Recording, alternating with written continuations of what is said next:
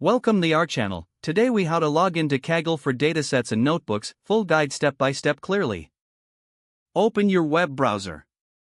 Navigate to the Kaggle website by entering www.kaggle.com in the address bar. Once the page loads, look for the sign in button located at the top right corner of the screen. Click on the sign in button to proceed. You will now see a login prompt.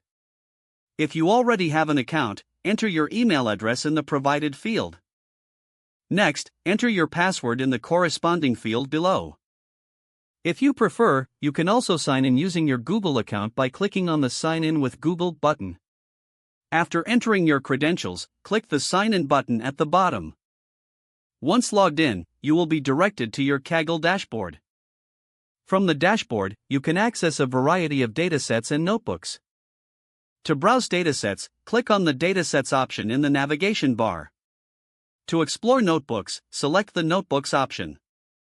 You can also use the search bar to find specific datasets or notebooks. Simply type in your keywords and hit Enter. Browse through the search results to find what you need. When you find a dataset or notebook you'd like to use, click on its title to view more details. You can download datasets or make copies of notebooks directly from their pages. Utilize the options available to start your data analysis or machine learning projects. Now you are ready to explore Kaggle's vast resources for your data science needs. If the page does not load, refresh the browser or try again in a private or incognito window.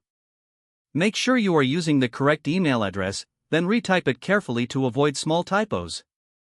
If your password is not accepted, use the reset option and create a new strong password you can remember. Check your spam folder for verification or security emails, then complete any requested confirmation steps. Enable two-factor authentication if available to improve account security and reduce unauthorized access risk. After signing in, review your profile details so your contact information and settings are accurate and current.